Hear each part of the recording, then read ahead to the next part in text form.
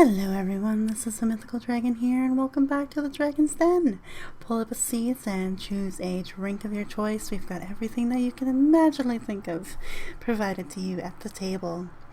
We are back again with another episode, and yes, still talking about gaming, and in particular, we reviewed my console editions of influences and my experience, basically.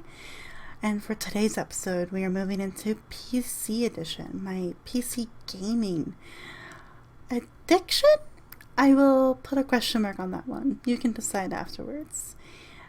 It's very exciting. I've kind of done it through time period, but it gets a little wonky and not so linear later on. I've kind of added to this list over and over and over again and tried to get it linear, but I mean, gaming happens throughout your entire life, so we'll be going through my life, basically. So let's begin here. I actually remember playing PC games when I was very little. This was probably around 5, 6, 7 years old, and it wasn't your typical sort of games you see nowadays, where you have Overwatch, Apex. None of those games really existed back then.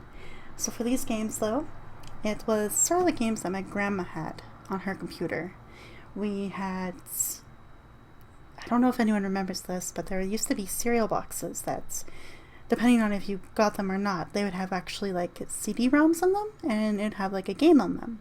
So I played many of those throughout my childhood. One of them ended up being actually a Sonic game.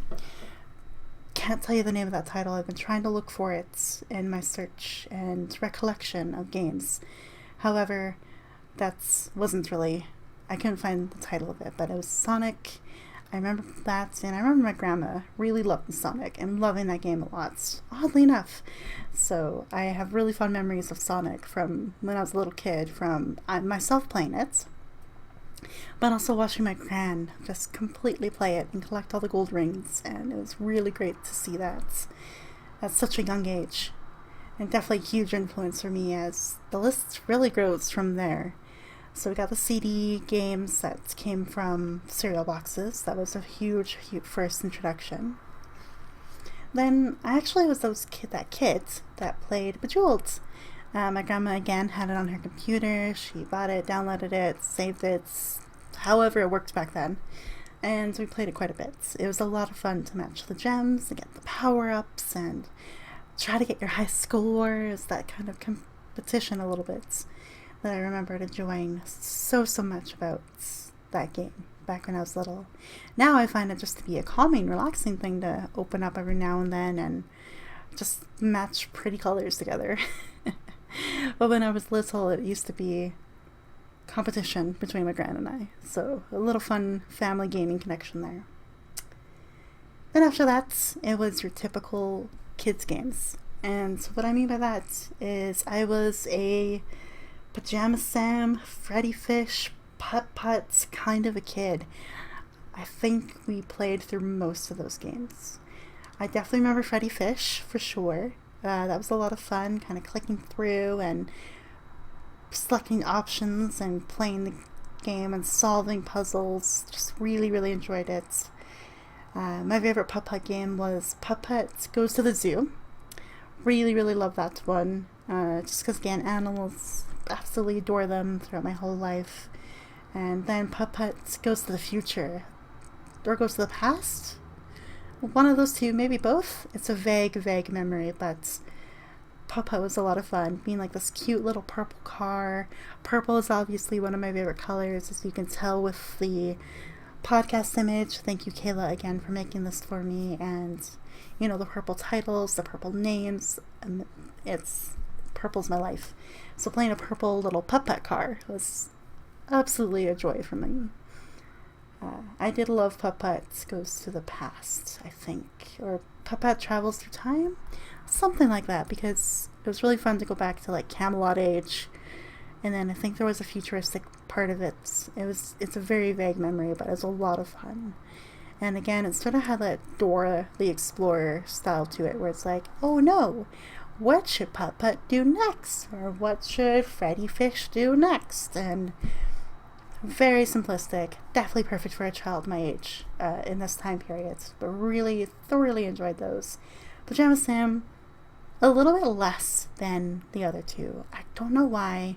I remember him loving cookies, and I loved cookies too, so it was kind of my only real connection to those games, but I still played all of them. And one day when, I'm rich enough, I am very tempted to buy those games on Steam. I know there's a big collection you can get that's like $50 Canadian or something like that. It'd be very fun to kind of get those games again and replay them for fun. Maybe not so much for, the channel or for viewing pleasures, but to relive those memories and nostalgia again would be quite nice, I think. Then after that, because I grew up as a Windows kid, most of my computers and devices were Windows, except I did have a MacBook throughout university that had a Dragyn, which I'll get to a little bit later in my gaming experiences. But being a Windows kid, obviously I enjoyed games like Minesweeper, Pinball, Solitaire, Spider Solitaire. I had the brain power to play those games at 7, 8, 9 years old. I really, really loved them. Minesweeper took a little while for me to learn and pick it up. I had to really watch what my gran was doing because she loved these games as well. Like, a lot of my early gaming influences was really spending time on my grandma's farm, playing around with the alpacas, enjoying the alpacas because she raises alpacas on her farm. But then also the downtime where we got to either go play a game together with my sister and I, or see our gran play games or watch stuff. It was really fun. And yeah, Minesweeper was the one that took me the longest to pick up, but I really, really enjoyed it once I did. And I love Spider Solitaire the best because, yeah, it was like one suit or two suits, and it was mainly focused on that, not really necessarily, in solitaire, proper solitaire. It wasn't following getting all one suit together. You could mix the suits and that kind of thing. So really, really enjoyed that one. And that was my childhood, was just spending time on the farm, hooking up to that dial-up internet at my grand's and playing these games. And when dial-up internet wasn't working, or if my gran had to use the phone, because again, you couldn't be on the phone or play a game at the same time or be online at the same time, it would be these games that we'd play and spend a lot of time doing and experiencing, and it brings me a smile to my face because it was simpler times, really, and very silly adventures, very quirky, derpy animations and characters, but just so much fun, and developed a lot of my passion for gaming at such an early age. I really, really loved it. Now this stuff here is pre-console stuff for me. So pre-Game Boy Advance, pre-Game Boy Color. This was like the OG for me for gaming. It's these collection of very old school games, and I just immensely enjoyed it. And that is like the childhood. Then, as you've heard in the previous episode, I did do a lot of handheld gaming, and that's kind of took precedence for quite a period of time. I didn't really do a lot of PC gaming at all after I got my first Game Boy Color, really. That was the thing I wanted to play all the time, and I didn't want to be on the computer or be in my grand's like old stuffy chair. I wanted to, lay in the living room and play on my Game Boy Color. So there's a huge gap actually between PC gaming for me, where I still played like the Pinball, Solitaire, Spider Solitaire games for quite a while. Then when I first got a Facebook in 2008, the only quote-unquote PC gaming that I did was like the Facebook apps, like Farmville and like those crazy games that people were addicted to playing. So I did those for a little while when I got to Facebook, but really after that I just stopped until I spent time at my best friend's house at the time in high school, Gabby. I found out that she had a lot of really quirky interests. She loved James Bond movies, she loved soccer, she loved Manchester United, Team England, Team Germany, like all these things. We were really into that going through high school. Then came a period of time where she's like, hey, you want to see my cute, like, fairy girl in this game. And I was like, sure, I like fairies, why not? Lo and behold, my first sort of MMORPG, yes, something like that. I'm very tired at the time of this recording, my apologies, but this first sort of RPG game that we got to play together was Perfect World. And I don't know how many people actually remember this game, but it was a lot of fun for me. And she helped me create my first account, helped me get to the same level she was, and we really, really played Perfect World, like, quite a bit. And it was so much fun to kind of go on all the side quests, level up, get through the game further, visit the different areas and realms. It was just so much fun. Really massively enjoyed that. And it's sad to say that that really was the last time I did a game like that. It was the only introduction I had and the only one I ever did. And it makes me a little sad because I really did enjoy it. And I should have picked up more. I should have maybe been a World of Warcraft player, potentially, but I never got into that, and I never got into League of Legends. It was just mainly Perfect Worlds. Then came a period, though, after her and I just played Perfect World like crazy with her friend Luke over and over again, that we got tired of it. I think that's pretty common for games like Perfect World and World of Warcraft, where you play it so much, you get to a point, and then it just takes forever to, like, continue to level up or to finish quests, and, you know, you kind of get drained out from it. And then this is where a weird switch happened. So instead of playing Perfect World, being a cool fighter character and, like, killing things and going on quests and getting money and upping your equipment and all that kind of stuff, her and I took a twist and played Nancy Drew games. Yeah. We were those kids in high school that would play Nancy Drew games, hidden object games too. They were my favorite. They still are. I love hidden object games. So we took a change, really, a big switch from Perfect World to Nancy Drew games, and we played all of them. Curse of Blackmore Manor, so many, honestly. I think we got through most of the collection at one point throughout high school. And then there's a few new ones that came out that, unfortunately, by the time those came out, we were both in university, and our friendship kind of was strained at that point, so we never really actually continued. But that's how long we played for it. High school into about my third year of university, so about like 4 or 5 years was just Perfect World and Nancy Drew games.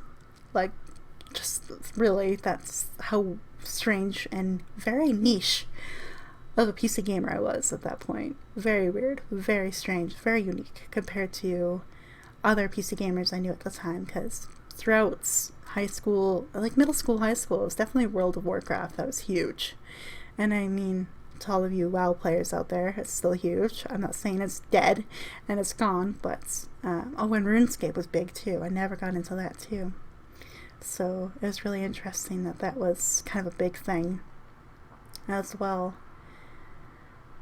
And yeah, it's a huge shift to really go from like kid-like games to really a very little piece of gaming. I mean, I did like the Facebook games. I did have Neopets at one point.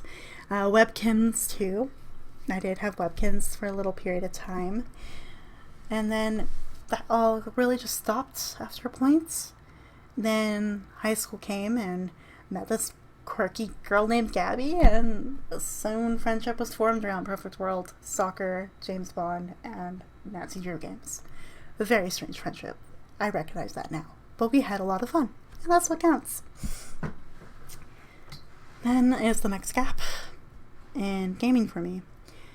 So I guess I was really closer to university we stopped these gamings, because I didn't really play online games at all throughout my first couple of years of university. It was not an easy time.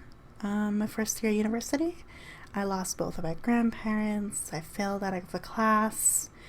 I received a GPA lower than 2.0 and went on academic probation. It was just a really rough year. And then that second year was me picking up the slack and really bouncing back from that. So it was just really like university volunteer focused, and I never really picked up a game. Not even like I think at that point it was Nintendo DS or 3DS. Never picked those up for a while.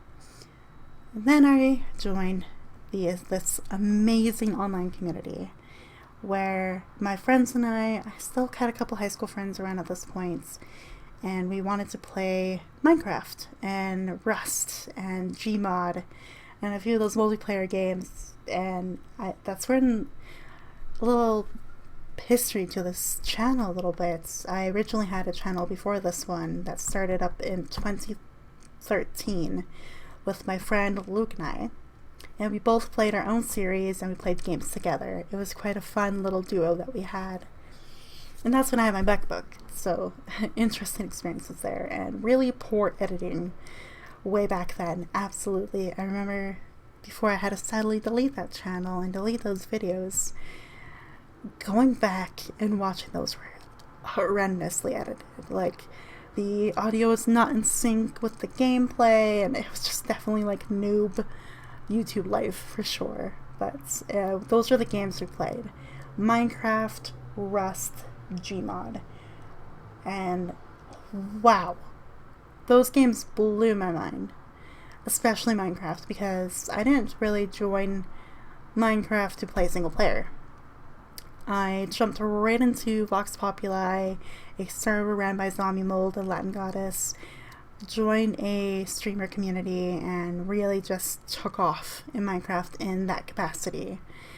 It was after playing with these guys for a while that I did go back and do single player things and try to figure out what creative mode was and what survival mode was and how to place a block, break a block, understand what hunger was crazy to me. So I kind of did Minecraft a little backwards in many ways. I joined a server, had a ton of friends. That's where a little context for this episode here. I just spent 8 hours on a call with Spam, my friend Spam. We got some big life stuff coming up for both of us, so we were catching up and helping each other out.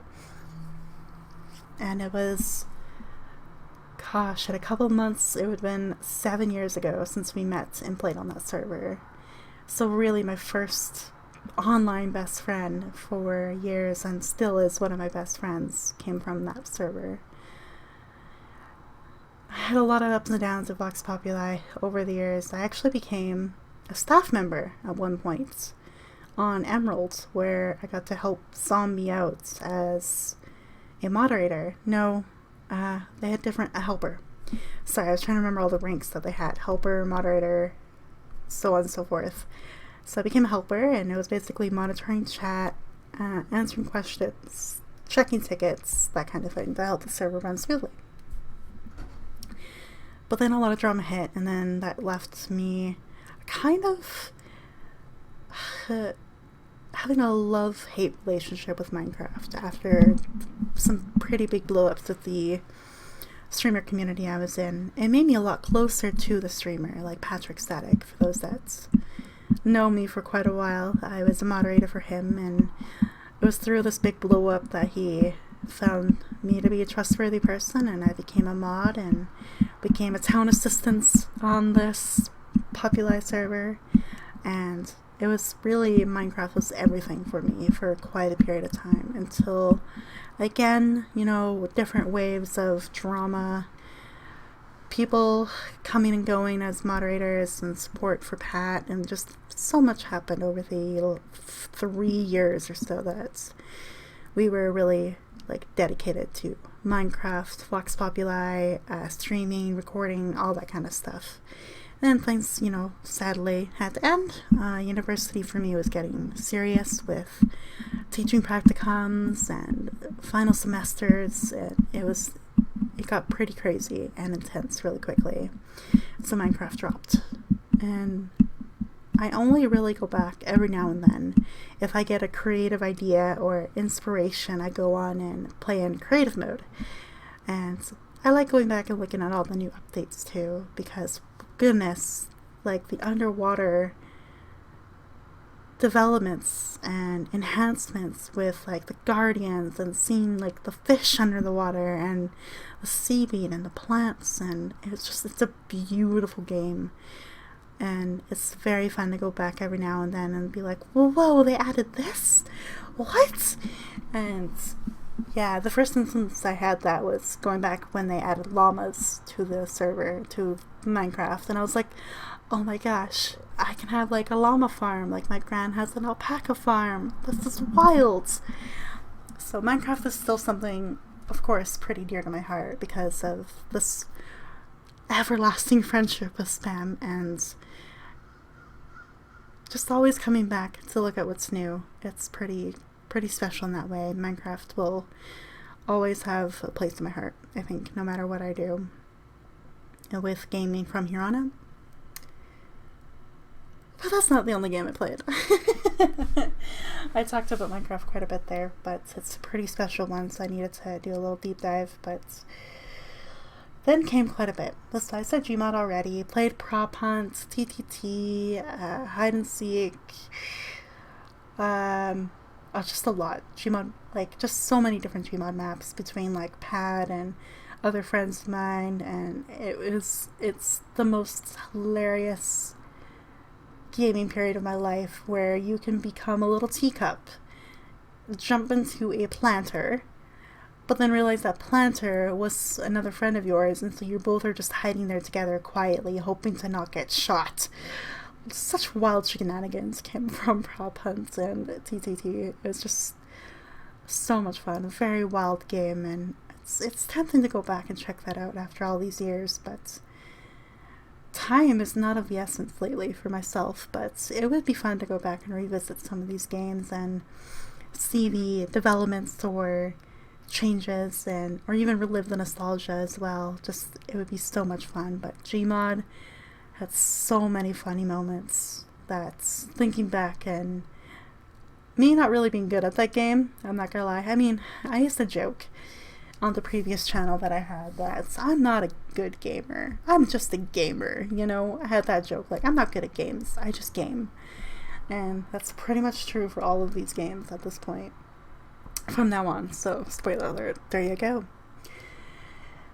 And then, yeah, Rust was a wild game. Definitely not good at it. That's just very clear. But when I played with my friend Luke, he and I got pretty far. We managed to, set up a base, build a house, get equipment, and, all that jazz, and played really, really well. But then when that friendship unfortunately fell apart, I always went back and played alone. But by that time, Rust became extremely popular, and you had to be very careful with what server you jumped into, because you could spawn in and someone will instantly kill you. And it became quite toxic after a while, and made me really sad, because I actually really enjoyed some of the weirder physics of the game, and, having a rock in your hand and being able to hit a tree 10 times that it falls down in a very weird way and the tree disappears. It's very silly, ridiculous game, but it was so much fun. It just got toxic, and it basically never touched it since. But it was a really good game to play with friends, for sure. That's the same thing with 7 Days to Die. Playing that with friends, absolutely amazing. Playing it on your own, not so much, because you were pretty much a target if you were by yourself. So there's quite a few games that ended up being like that for me, which is unfortunate, especially if you really enjoyed the game and wanted to keep playing and keep living and enjoying it. It just got to a point where you're like, nope, I've had my fill. I've been instant killed every time I spawned in at this point for days in a row. I think I'm calling it quits. So it's sad that some of these games went down that route, but I learned that those games weren't for me if I didn't have any friends with me. So a good lesson learned overall. Then came more of the story-based games, a very story-based game era for me that came out of this. toxic wasteland, basically, that was Rust and a little bit of Gmod and, you know, those kinds of games. Minecraft became a little toxic at one point as well. So a nice break from that was single-player, story-based games. One of the very first games I played that had a really beautiful story to it that still gets me emotional to this day is To the Moon by Freebird Games. I played that entire game all the way through for the original channel. I've seen so many playthroughs of it, so many genuine reactions come from that game, and the premise that it's still such a beautiful thing to go and relive. And I'm very tempted to actually, when I get the Stardew Valley Year 1 finished, to actually start this up again, because when you have such a strong emotion and affiliation to a game, sometimes it's so good to go back and replay it. And that's where I'm at. I really want to go and relive it, especially with there's been more Freebird games that have come out. I played A Bird's Story, I did. So To the Moon, A Bird's Story, played those beautiful games all the way through, absolutely adored them. Then there's Finding Paradise that I have not touched yet. It's on my wish list, so anyone that's listening to this, if you'd like to gift me another probably beautiful game from Freebird Games. Finding Paradise by the same company as To the Moon. And they are releasing a sequel to the Moon sometime soon. So I think it'd be quite an adventure and a journey to go back and play through these games. To the Moon, A Bird's Story, and Finding Paradise. And then when To the Moon 2 comes out, play that right after. Because a beautiful, simple, yet just fantastic graphics, storyline, plots, voice acting. You've got your silliness, you've got your jokesters, you've got your very sincere, genuine, sad moments, and it really explores humanity in those games very well. And there's just not enough words how much those games really touched me in so many ways. So I really loved To the Moon, and Freebird Games, just keep doing it. You are a fantastic company with a great storyline, great story writers, so thank you, really, from the bottom of my heart. I'm going to spend just this last couple minutes here on it because it deserves it. It was a huge part that got me into story-based games for a long period of time. So, To the Moon, absolutely fantastic game. If you don't want to play it yourself because, time is of the essence, basically, there's some really great playthroughs from many YouTubers that have done it. It's beautiful to watch it all the way through. So, yeah, To the Moon, A Bird's Story, Finding Paradise, and we have another game coming out very soon that's I'm very excited for. So back to the story-based games, and kind of the same animation gameplay style. I jumped into Kingdom games, so Kingdom Classic and Kingdom New Lands.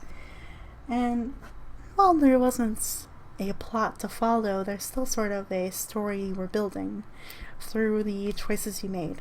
When it came to foot soldiers, archers, protectors, builders, farmers, the more you basically invested into your land, starting basically from scratch to developing it into a very stronghold to fight this evil, was a very cool game concept to me, and I really enjoyed it. And then Kingdom New Lands came out, and you got to go explore more of the different kinds of land that you could build a kingdom on. Very cool game. I really, really do enjoy it. It's very, I say relaxing, up until a point when the gameplay picks up and the evil forces kind of really get kicked up and ranked up here. Then it gets a little intense and you're sitting there going, oh God, please tell me I have enough protection. Did I do enough? Oh, please tell me that, both sides are okay. Please. So you get that little sense of panic.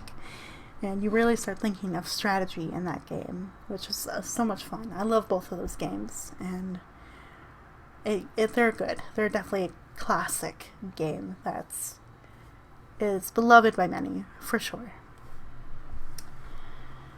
And then, story-based games. I got into quite a few.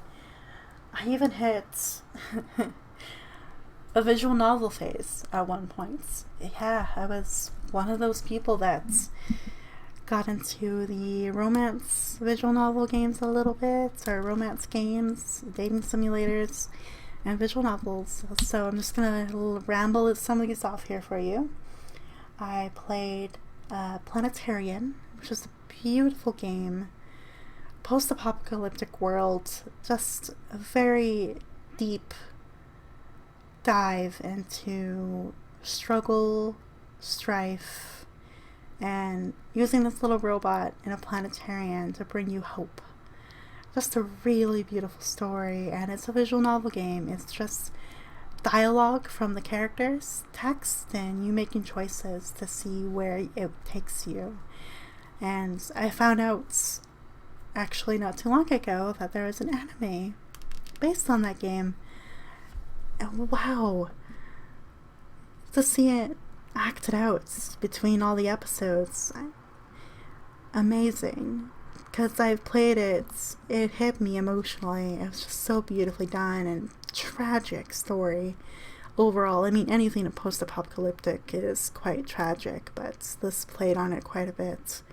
Beautiful game, beautiful visual novel, beautiful anime, absolutely. Which then led to another robot kind of based game that I played. That's actually a Crumpler was very excited I played it because he had played it before, and it was called Lucy, the Eternity She Wished For. Again, visual novel game, really focused on the rules of robotics and their way of living life, and to ensure they harmed no human, no living form. They were true to themselves, and these rules of robotics was the main theme throughout it. And you could see where some of these rules were bent or twisted or manipulated or broken. And it's just a beautiful plot line, beautiful story, beautiful art style. Visual novel games get a pretty bad rep sometimes for whatever reason, but some of them are absolutely beautifully written, beautifully drawn, and Planetarian and Lucy are two of the better examples of one, in my opinion. Very beautiful games that I played. Then we got into, just keep laughing at some of my names on here. To keep going with story-based the visual novel games, there's Cinderella Phenomenon. Now, I need to keep playing this game. I go back, replay it, and unlock more of the achievements, because I was told by a friend of mine, Azu, that the one way that I played the game is only one ending, one possible result. And games that do that excite me a lot, because that means it's replayable. You can go back and figure it out and see who you end up with and what choices lead you where. And Cinderella Phenomenon is that game as well. A huge play, by the way, on a lot of the Disney characters and stories, as well as, the Grimm's tales and the fables. Just a lot of that fantasy woven into it. And if you're a big fan of that, like I am, where you take the original story of something and you play with it and have creative license with it, I love those kinds of things, especially with modern adaptations of some shows and novels and Shakespearean plays, because yes, I am that English major for you. I just really love any kind of twist and unique style they put on a story that is so well known and beloved that when you see the twist, you're like, oh, I didn't know that could happen. that's a really interesting take on it. I want to see where they go with this.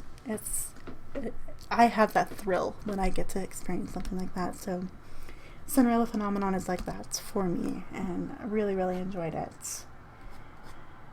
Now, we get into the dating sims. Yep, I was that person, guys, that did dating sims, and oh boy, we have a few here. My very first one that I did was a beloved bird game that's actually I have merch for. So if you look in the description below, check out the merch, because if you know How to Fool Boyfriend very, very well, you'll know this phrase very well. Carve it into your soul. Yeah. Fucking, I love How to Fool Boyfriend so much. And I've actually gone through and I've almost played through all the interests, like the love interests that are available to you. I think I'm a few away from doing all of it. But wow. You think it's a ridiculous game because you're a human and you're dating birds. It's very bizarre. It's weird for sure, but it's oddly gets to some really deep themes about school, teenagers, hormones, difficulties with life, and it actually touches on a lot of that, and it surprises you. It's a game that surprised me quite a bit with the different routes and choices you can make that really influence your ending. Sometimes you live, sometimes you don't. So it's a really crazy ride of a dating sim, especially when it came to boyfriends being birds. Yep, it's crazy. It has a little bit of everything in there for you. So if you're willing to do a deep dive in How to Fool Boyfriend, give it a chance, play through different routes, find a bird you like, do what you can with that, and then try to explore the other options, because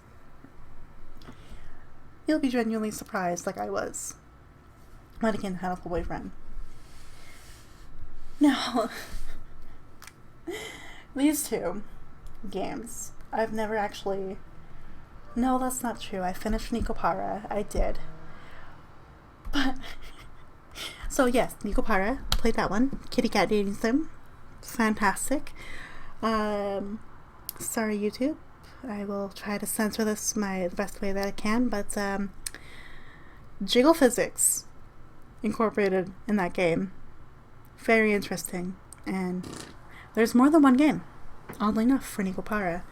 And I've really enjoyed them so much. I got introduced to these games by watching Gerbeagley play it on his channel, and I had to play it. Like, I stopped watching him play the series so I could play it for myself, then went back to see what happened with his game.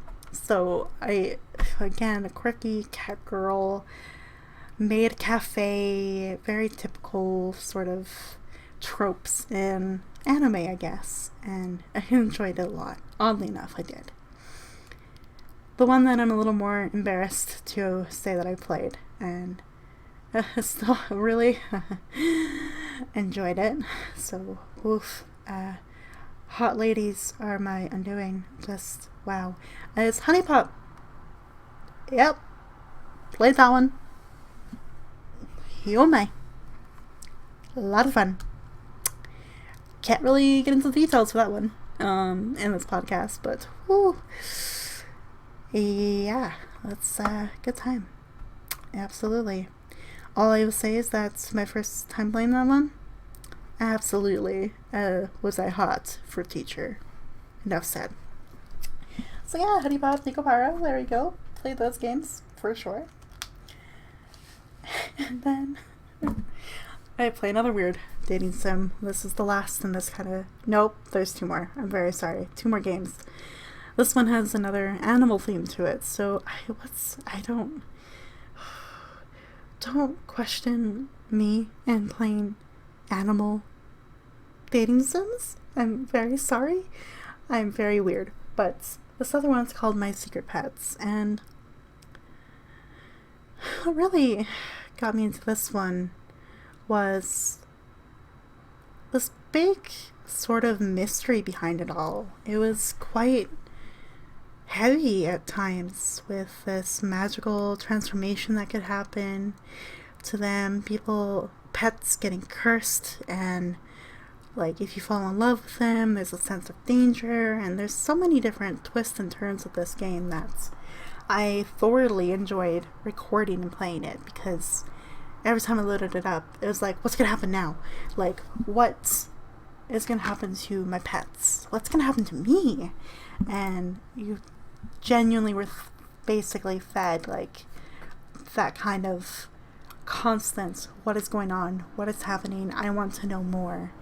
And I'm a sucker for that kind of game, show, anime, all of that really. I was just really into it for sure. So I really enjoyed that one quite a bit. Oh yes, more falling in love with animals is a thing. I did play Alpaca Plus too, by the way, as some of you know. Alpacas. My gran has a farm, and I played Alpaca Plus for a little while till it got very weird and stopped that one. So I'm sorry, Alpaca Plus. Maybe I'll come back and play with you later. That sounds weird. I'm very sorry. Also played Carpe Diem with Spam, actually, and we really enjoyed that one, actually. It was a very cute, very sweet little game. Had a robot theme to it as well, so are robots really human? Can they have a sense of humanity or a soul in them? So again, really, really enjoyed that one together. Surprisingly good, for sure. I'm saving one for the very, very last because I have a lot to say about it, so I'm trying to find one more. Fading Hearts. What a game. Holy crap. It's a visual novel game with RPG elements, because you have to level up certain skills, you have to make certain choices, and there's magical elements to it and mystery. It's really like one of my favorites that I've played as well. I really enjoy Fading Hearts, and I need to go back and play it like from the beginning again, because I sort of really want to 100% that game because I enjoyed it that much. It's so good. Very in-depth, complex characters, again, high school aged, where, it really captures that angst and teenagers, like, where's my life gonna take me? What am I doing? All that jazz. So that's another one I'm gonna throw in there real quickly. I also played Kitty Powers Matchmaker. Not gonna get into that one. That's a weird one. I've been through a phase, guys, of dating sims. That's really what you need to know. Now, Spam's gonna laugh at me for saying this one out loud, but we played One Last Chance, and I believe this game is the one that got very kinky very quickly. There's on his channel, I'll link it below, Spam Waits, our playthrough of it. We do a uncut version of what happens, and then a clean version of what happens. It's like, it gets to a point when that happens. Yikes. Oof, boy. Yep. And now last but not least, dating sim story here genre.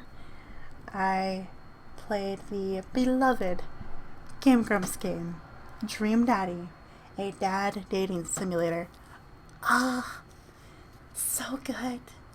Just so wholesome, complex, weird, quirky, silly, awkward for sure, and very interesting potential endings for the dating sim game.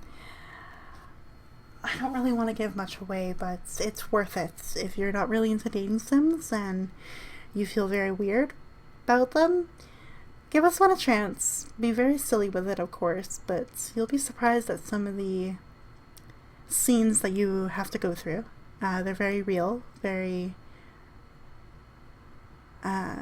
realistic, and then there's the out of this world insanity that happens. So it's a game that has all of it, really. So I love Dream Daddy. That theme song, anytime I open that game up, I sit there and listen to it all the way through at least once because it's so catchy. And again, well done Game Grumps, really, for that game. It's a treasure for me. Definitely an influence as well, because I don't think I can find a game that will match that at this point. So, well done, Game Grumps, and thank you for that blessing of a game. That is Dream Daddy. Now, some of these I'm going to just quickly kind of list, because they're your typical, like, play with friend games that many people know of. So, Town of Salem, that was really, really huge. For quite a year or so, I played Town of Salem, even got it for Steam, played it with friends, really enjoyed that kind of who is who is a criminal, who is a townsfolk, who is a survivor, veteran, vigilante, like very fun little like old school Western murder mystery kind of a game. A lot of fun with that one. Cards Against Humanity, bless Cards Against Humanity. We have some glorious combinations of cards throughout the years of friendships and some really insanity things that come out of it. So, Card Against Humanity, thank you for being the utter chaos that you are. I've also had Don't Starve and Don't Starve Together, really enjoyed it. So I definitely played a little bit of Don't Starve in previous videos, so check those out if you'd like. And yeah, love Don't Starve. It's a good challenging survival game, cute little animation art style that I really enjoy. Beautiful game, really like it. Against Man, Town of Salem. Played Speedrunners with Spam and Patrick actually for quite a while, and we did Drunk Speedrunners, which that's a doozy, my friends. Trying to maintain focus and remembering what buttons do what's on your computer. Good times. Good memories there. Speedrunners, quirky, fun little racing game. Love it a lot. And then there's Brawlhalla that I got from a loot crate, actually, or a loot box. Really actually enjoyed it. And to this day, every once in a while, I'll crack that open and have fun beating the crap out of bird people. Or, warriors. Or aliens. And it's just this really quirky, fun little, it's sort of Smash Bros. Game. I don't know. It's very silly, very fun. Really enjoyed it for multiplayer stuff there. And, okay, a few more to get really serious about here. I played a cute little Dragyn game not too long ago. Actually, a few years back. And it was a lot of fun. You play as a little dragon, so the game is called La'it, so L-I-E-A-T, La'it. And these little dragons have different abilities depending on different things, and it's basically like an RPG style game. Kind of mixed with early Final Fantasy, Game Boy Advance games, Golden Sun style as well. Very quirky, very fun, a cool story to it, and I really enjoyed it. I unfortunately did not get a good ending when I first played through it, so I've played through it a couple times now to do things differently, and it's very good, actually. It's a really cute RPG, and you get to fight things, kill things, learn more about what's happening in the world. It's actually really, really well done. I love La'it to this day. Very fond memories of that game.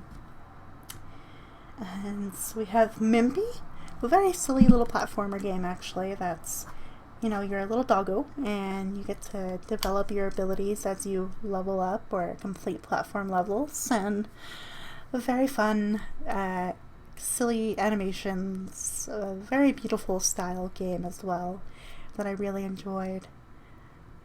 Yeah, just again, these are games that bring up a lot of fond memories for me, games that I absolutely enjoyed playing and recording at one point. And just so good. Really, really love it. And there's another, let's see here. Yeah, there's another visual novel game, kind of, style game called Monster Loves You. Very sweet little game. You are this like little baby monster and different things happen, and you're basically playing the game from like a baby monster till you are older, and the choices you make in this game determines what kind of monster you will be. A very cool game, very sweet, very precious. Some really sad things happen too based on the choices you make or don't make, basically. It's kind of that game. So very precious, very cute, and I just really enjoyed it. And there's so many different endings to that game as well, so it's worth kind of a replay over and over again, and maybe you'll 100% it. I don't know, but it's a lot of fun to play this game. I really enjoy it a lot.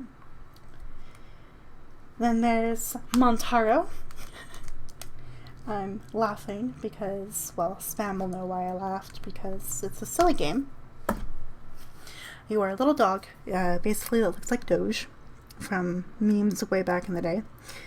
And it's a platformer game where you're collecting coins to unlock certain costumes or a type of dog that you get to play, basically. And that's the whole purpose, but there's little tricks and traps, and you have to avoid things like chickens, because for some reason a flock of chickens will run you over and knock you off the platform. But there's also this health meter, and the health meter is 3 pairs of underwear. You heard me right, underwear. And to replenish your health after, getting hit by something or you stumbling in whatever form you stumble, there are ladies that are walking along the platform, and if you jump under their skirts, you regain health. Very weird game. Somehow got addicted to it. Somehow got into a competition for high score with Spam. Very weird. Definitely a phase. Sometimes when I don't have internet or I'm very bored, I still pull that game up and play. So I have to mention it in this podcast because I still, for whatever reason, play the game. Yeah. There you go. Also, apologies for the belching and indigestion. I just had a big meal before this, so my apologies. But we're almost there. Getting through the list here slowly but surely. But yeah, another game that's kind of like that for me that I play, when internet's off or I get bored or just need something calming to play, is a game called Superflight. And actually, an old friend of mine, Gwendol, showed me this game. And I got it, and it's really fun. You're just basically this person that has, made their own wings kind of thing. Sort of like an Icarus, Daedalus situation. And you have to fly and dive and avoid platforms, mountains, edges. You go through tunnels, and you're basically racking up as many points as you can, and you're trying to avoid being hit by things. And it's a very simple game, but the map itself, beautiful colors, beautiful style, beautiful just scenery and artwork. It's a really beautiful game, very calming, relaxing, and a lot of fun when you get to do loop-de-loops in the sky. So it's just a fun little game like that I really enjoy. Now saving some of the best games I've played for last. I have a pretty good spread here, don't get me wrong. All these games have some reason to be on my list, and these, though, have been some of the more profound games I've played. I'll begin with Silence.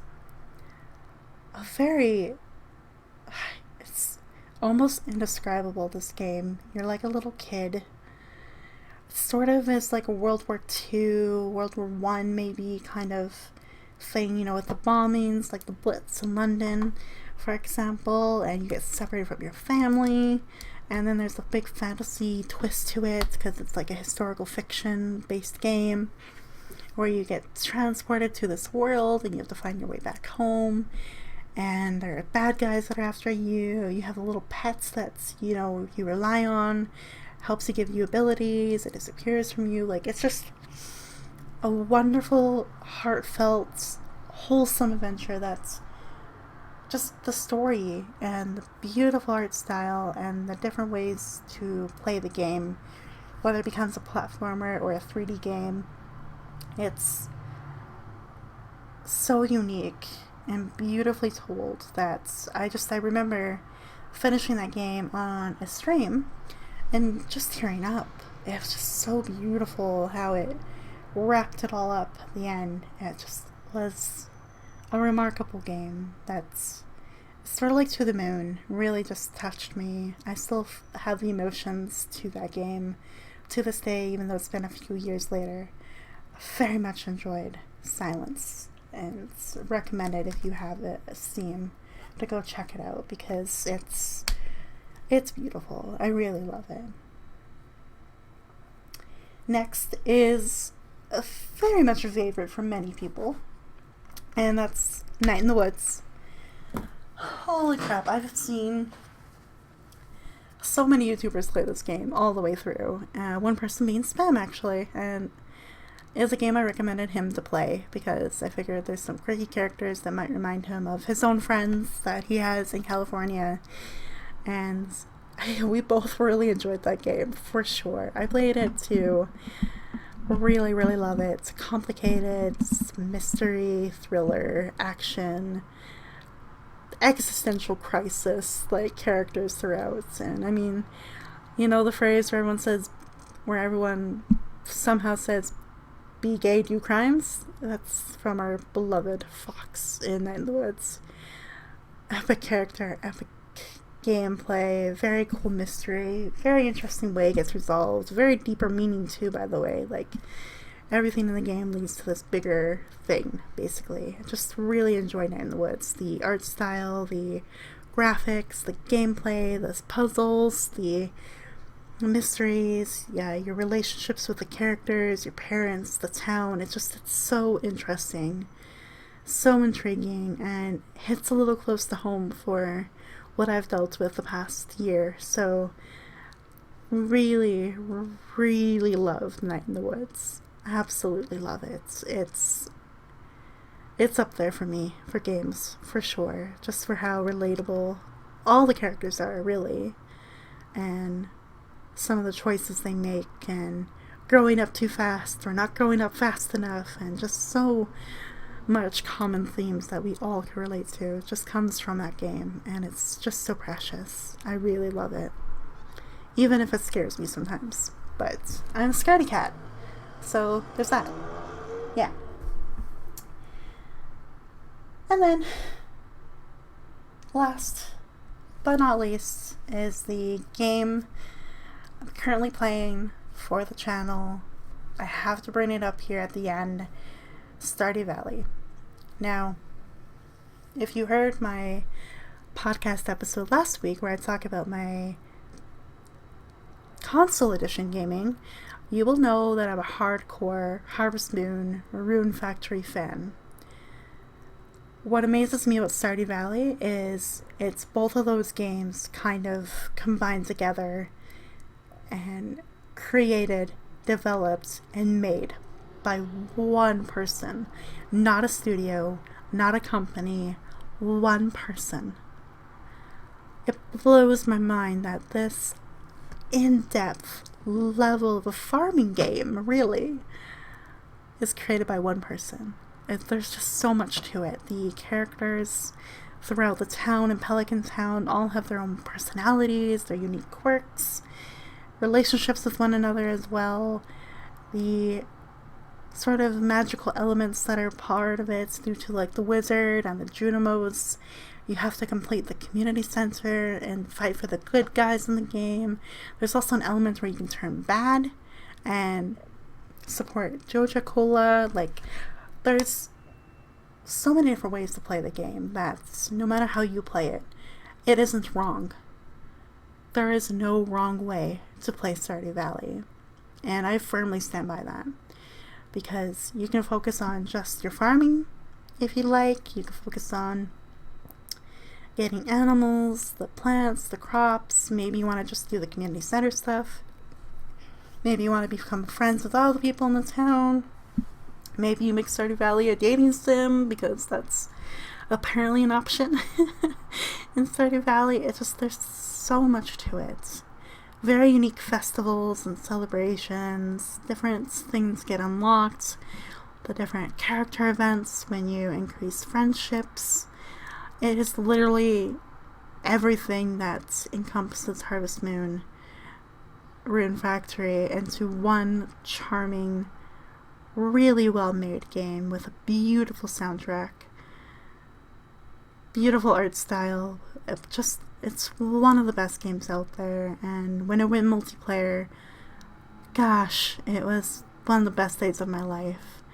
To be able to play a Harvest Moon-like game with my friends at the same time on one farm just blew my mind. Stardew Valley is just so beautiful, and you have to play it multiple times to figure out everybody's hearts and heart events and all the things that get unlocked when you reach certain points. And there's secrets in the game, there's Easter eggs as well, there's collections, there's development, upgrading. There's so much to this game that most people, sometimes when you first start out, very overwhelmed.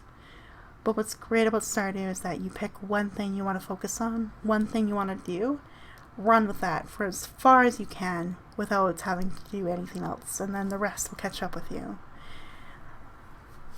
It really is one of those games that it is for mostly everyone, if you're like that style of gameplay, of course, and everyone will play differently.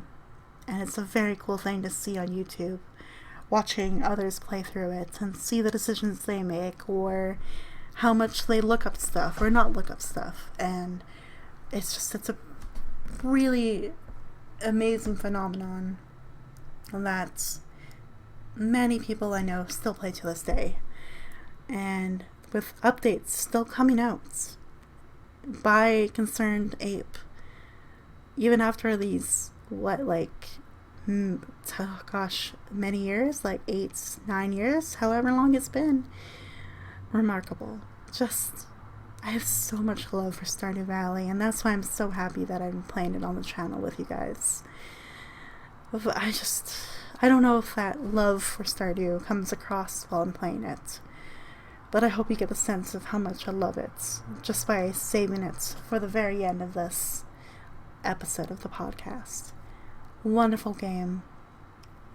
So much you can do with it. So much I haven't even experienced yet. And I look forward to unlocking more and more as we play. So, wow. I have been through many kinds of games in my life. From the console editions, those games that I played, to the PC edition where I really have played everything and anything under the sun. I do have Overwatch on this list as well. I played Overwatch. I did, Golf with Your Friends. Some of the Euro and American Truck Simulator. Dabbled in those as well. So really, my interest in gaming is quite varied. And I think it's really fun. And you really get to discover what kind of person you are through the games you play. And that's what I love about being a gamer. Is you really begin to understand what you like, what you want, and it's a great way to have some agency in your life when you play a game. That's how I'm going to wrap it up today. So, quite a journey. Hope you guys enjoyed this very lengthy list of games. I mean, I didn't hit all of the games that I've ever played in my life. Some of them have been, I played for a little bit, kind of liked it, but never continued, so there's quite a few. If you're a friend of mine on Steam, you can kind of go through my library and see exactly what I've done or haven't done, but